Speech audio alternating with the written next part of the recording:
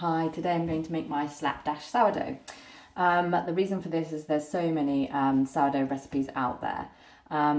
Really precise measurements, precise timings, and anyone who knows me knows that precise and timings and schedule really doesn't bode well.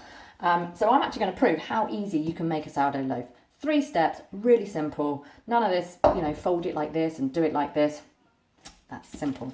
And I'm going to tell you how simple it is and how, the ingredients are. So I've got 40 grams in here of my sourdough starter. It's a bit, you see, it's a bit of a moving little number. I've put that in the bowl. It's come out of my sourdough starter. I decanted it, refed it, back in the fridge.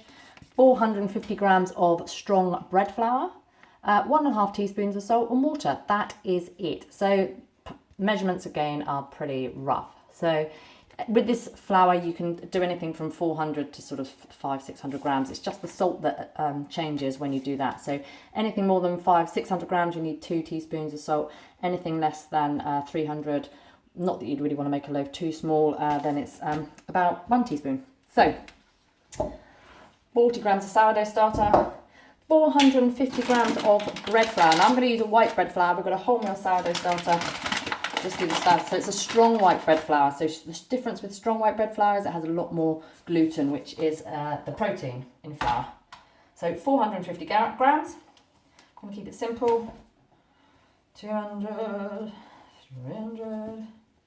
I never normally measure, by the way. Those who know me will realise that. I just guess it all. But it drives people mad when I'm like, just chuck it in the bowl. Chuck it in. You can mix those flours. You could have wholemeal and white mixed. I've got a white collection of flours here. I've got a bit of buckwheat.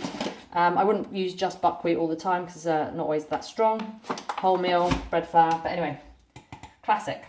So what I'm going to do, I'm going to split these. So that's 450. I'm going to take about 150 out. Oh, turn the scales on. Tear them to 0. Oh. 150 grams out. There we go. 150 grams are out for later. Put that there. And in that bowl, the one that's for later, I'm going to put up my 1.5 teaspoons of salt. This is just fine table salt. None of the fancy stuff. It makes the measurements go mad. 1.5-ish. Swirl that around. That's for your later addition.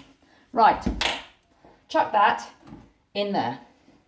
There we are. Flour's gone in the sourdough starter. Mix it up a little bit, not much. Chuck in some tap water. Now you've got to guess this. So it turns out a bit sloppy like before. So it's a little bit like the starter consistency, a little bit tougher. So hang on. Just keep adding it straight out the tap. I know a lot of recipes use tepid water. This is going to prove that you don't always have to follow those. That is too thick. So just keep adding more. What you want is a gloopy, shaggy mess. Oh, it's getting there, look. It's getting doughy. But it's still a bit too tough. Not bad. It's not bad, but it's a bit tough. Just a little bit more water in this, okay? Because you want to have it soft enough that the natural yeast in there can grow. Now that is probably about right. Once you've mixed the water in once, it's actually a bit harder to incorporate it now. So just have to work a bit. Just use a spoon. None of this using your hand stuff at the moment. We'll do that at the end. So this is step 1. Slapdash sourdough. Mix it together. Once it's incorporated that water, once it's in, it does take a little while to mix it in if you've added it when it's a bit of a thick dough.